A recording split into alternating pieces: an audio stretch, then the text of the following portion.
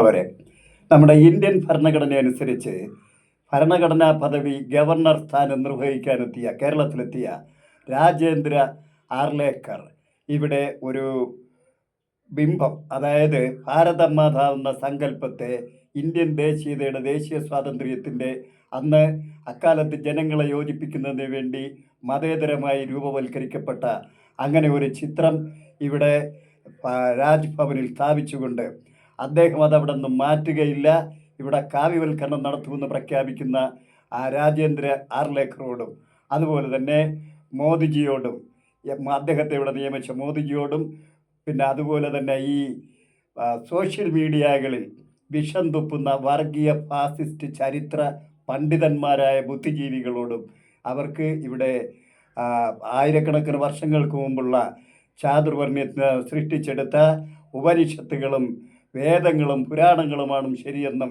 അത് നടപ്പാക്കണമെന്നും അതനുസരിച്ചാണ് ഇവിടെ ജീവിക്കുന്ന മന്ത്രവാദികളുടെയും ജ്യോത്സ്യന്മാരുടെയും കൂടോത്രക്കാരുടെയും വിധി അനുസരിച്ച് തങ്ങളുടെ മക്കളെയെല്ലാം ജാതകപ്രകാരം കെട്ടിച്ചു വിട്ടുകൊണ്ട് ദിവസേന കോടതികളിൽ ഡൈവോഴ്സിന് വേണ്ടി കയറി ഇറങ്ങുന്ന ഈ ഫാസിസ്റ്റ് ബുദ്ധിജീവികളോട് എനിക്ക് പറയാനുള്ളത്, നിങ്ങൾക്ക് അത്തരം നൂറ്റാണ്ടുകൾക്കും സഹസ്രാബ്ദങ്ങൾക്കും മുൻപുള്ള ആ സിദ്ധാന്തങ്ങളൊക്കെ ഇന്ന് നടപ്പാക്കണമെങ്കിൽ, അതൊക്കെ ശരിയാണെന്ന് നിങ്ങൾ വാദിക്കുന്നുവെങ്കിൽ നിങ്ങൾ ആദ്യമായി കോണകമുടുക്കുക. അതായത് ശാസ്ത്ര സാങ്കേതിക വിദ്യ നിഷേധിക്കുന്ന നിങ്ങൾക്ക് എന്തുകൊണ്ട് ഈ ശാസ്ത്ര സാങ്കേതിക വിദ്യയുടെ സംഭാവനകളെ അനുകരിക്കാനും അത് ഉപയോഗിക്കാനും യാതൊരു യോഗ്യതയുമില്ലെന്ന് മനസ്സിലാക്കുക. ഈ ലോകം മുഴുവൻ ജനങ്ങളുടെ നികുതി പണം കൊണ്ട് സഞ്ചരിക്കുന്ന മോദിജി കോണകമെടുത്ത് സഞ്ചരിക്കട്ടെ, അത് ആർലേക്കർ ഇവിടെ കോണകമെടുത്തുകൊണ്ട് രാജ്ഭവനിലിരിക്കട്ടെ, അദ്ദേഹം വിമാനവും കാറുകളും ഉപേക്ഷിക്കണം. കാരണം അതൊക്കെ ശാസ്ത്രത്തിൻ്റെ വകയാണ്. ഉപനിഷത്തുകളും അല്ലെങ്കിൽ പുരാണ ഇതിഹാസങ്ങളും വേദങ്ങളും സംഭാവന ചെയ്തതല്ല അതൊന്നും. ആ സംഭാവന അനുസരിച്ച് നിങ്ങളുടെ സംഭാവന അനുസരിച്ച് റഫാൽ യുദ്ധവിമാനങ്ങളും നിങ്ങൾ ഉപയോഗിക്കരുത്. പാകിസ്ഥാനുമായി യുദ്ധം ചെയ്യണമെങ്കിൽ, ഹൈന്ദവൽക്കരണം നടത്തണമെങ്കിൽ നിങ്ങൾ ശ്രീരാമനും അർജുനനും ശ്രീകൃഷ്ണനും ഒക്കെ ഉപയോഗിച്ച തേരുകൾ ഉപയോഗിച്ച് യുദ്ധം ചെയ്യുക, വാളുകളും കത്തികളും ഉപയോഗിച്ച് യുദ്ധം ചെയ്യുക, ബോംബുകളും കൈത്തോക്കുകളും ഉപേക്ഷിക്കുക. അതൊക്കെ ശാസ്ത്രത്തിൻ്റെ വകയാണ്.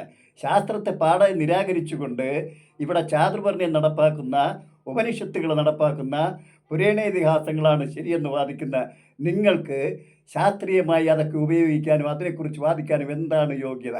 ഹൈന്ദവവൽക്കരണത്തിലും ബ്രാഹ്മണ്യവൽക്കരണത്തിനും വേണ്ടി വാദിക്കുന്നവർക്ക് യോഗ്യതയില്ല എന്ന് മാത്രമല്ല, നിങ്ങളുടെ മക്കളൊക്കെ, ഞങ്ങൾ അത്താഴപ്പട്ടിണിക്കാരുടെയും പാവപ്പെട്ടവരുടെയും മക്കളൊക്കെ കേരളത്തിലും ഇന്ത്യയിലും പഠിക്കുമ്പോൾ നിങ്ങളുടെയൊക്കെ മക്കൾ പഠിക്കുന്ന അമേരിക്കയിലും ഇംഗ്ലണ്ടിലും ഫ്രാൻസിലും ബ്രിട്ടനിലും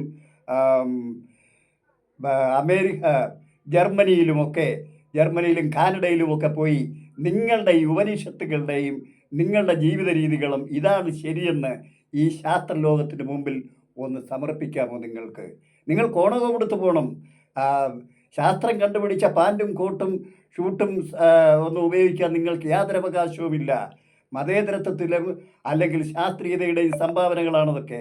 അതൊക്കെ ഉപേക്ഷിച്ചുകൊണ്ട് വിദേശ രാജ്യങ്ങളിൽ പോയി നമ്മുടെ ഉപനിഷത്തുകളും നിങ്ങളുടെ ഉപനിഷത്തുകളും പുരാണ ഇതിഹാസങ്ങളും വേദങ്ങളുമൊക്കെ ശരിയാണെന്നും മന്ത്രവാദികളും ജ്യോത്സ്യന്മാരും കൂടോത്രക്കാരും പറയുന്നതാണ് ശരിയെന്നും അതനുസരിച്ച് ജീവിക്കുന്നവരാണ് ഞങ്ങളെന്നും അതുകൊണ്ട് തന്നെയാണ് ഞങ്ങൾ ഇവിടെ ഹൈന്ദവവൽക്കരണം നടത്തുന്നതെന്നും ഉത്തരേന്ത്യ മുഴുവൻ ഭീഷണിപ്പെടുത്തിയും അവരെ പശുവിനെ ആരാധിച്ചും, കേരളീയരൊന്നും ഒരിക്കലും പശുവിനെ ആരാധിക്കാൻ പോകുന്നില്ല. ആർലേക്കറല്ല, മോദിജിയല്ല, ശ്രീരാമകൃഷ്ണൻ വന്നാലും അർജുനൻ വന്നാലും ശ്രീകൃഷ്ണ ഭഗവാൻ വന്നിവിടെ ഹൈന്ദവവൽക്കരണം നടത്തിയാലും കേരളീയരാരും പശുവിനെ തൊഴാനും പശുവിൻ്റെ മൂത്രം കുടിക്കാനും ആ പശുവിൻ്റെ ചവിട്ട് കൊള്ളാനും നടക്കുന്നവരൊന്നുമല്ല. ഞങ്ങൾ സാക്ഷരതയുള്ളവരാണ്. ഞങ്ങളെ അടിമകളാക്കി ഭരിക്കാൻ നിങ്ങൾക്ക് സാധ്യവുമല്ല. നിങ്ങളുടെ മതവൽക്കരണം ഇവിടെ നടത്തണമെങ്കിൽ ഞാൻ പറഞ്ഞതുപോലെ മതവൽക്കരണത്തിന് വേണ്ടി വാദിക്കുന്നവരെല്ലാം കോണ കൊടുത്തുകൊണ്ടും ശാസ്ത്രീയത ഉപേക്ഷിച്ചുകൊണ്ടും പഴയകാലത്ത് ചാതുർവർണ്ണയ ജീവിതം ഇവിടെ നടത്തുക. ചാതുർവർണ്ണയത്തെക്കുറിച്ച് ഞാൻ പ്രത്യേകിച്ച് പറഞ്ഞു തരണ്ടല്ലോ. ഈ സോഷ്യൽ മീഡിയകളിൽ വന്നിരുന്ന് വിഷം തുപ്പുന്ന, ഈ കുറച്ച് ചാടിക്കുന്ന എല്ലാവർക്കും അറിയാവുന്നതാണ്. അവർക്കറിയില്ലെങ്കിൽ പറഞ്ഞു തരാം. സകല ബ്രാഹ്മണന്മാരും വിവാഹം കഴിക്കാതെ വീടുകളിൽ കഴിയുകയും രാത്രികാലങ്ങളിൽ ക്ഷത്രിയ ശൂദ്ര വൈശ്യ വർഗങ്ങളുടെ വീട്ടിൽ ചെല്ലുമ്പോൾ ഇവരൊക്കെ തമ്പ്രാക്കന്മാരെ കാണുമ്പോൾ ഭാര്യമാരെ ദാനം ചെയ്തിട്ട് ഒഴിഞ്ഞു പോകുന്ന ആ ചാതുർവർണ്ണ്യം ഈ കേരള സംസ്കാരത്തിൽ ഇനിയും അടിച്ചേൽപ്പിക്കണമെന്നാണോ? ഇവിടെ പട്ടിയും പൂച്ചയും കന്നാലിയും ആ, പൂച്ചയും തൂറുന്ന റോഡുകളിലൂടെ മനുഷ്യൻ നടക്കരുതെന്നാണോ നിങ്ങൾ പറയുന്നത്? അതൊക്കെ ഇനി ഇവിടെ ആവർത്തിക്കണമെന്നും അത്തരം ഒരു ഹൈന്ദവവൽക്കരണം ഈ കേരളത്തിൽ നടത്തണമെന്നും അതിനുവേണ്ടി ആർലേക്കറും മോദിജിയും RSS ചന്ദ്രശേഖർ അടക്കമുള്ള സുരേന്ദ്രനും എല്ലാ RSSകാരും അങ്ങനെ നിങ്ങൾ ആഗ്രഹിക്കുന്നുവെങ്കിൽ നിങ്ങൾ ആദ്യം ഇതൊക്കെ ഉപേക്ഷിച്ചുകൊണ്ട് കോണ കൊടുത്ത് നടന്നുകൊണ്ട് നിങ്ങളങ്ങനെ ജീവിക്കുക. ഞങ്ങൾ മതേതരവാദികളായ കേരളീയർക്ക് അങ്ങനെ ജീവിക്കാൻ താല്പര്യമില്ല.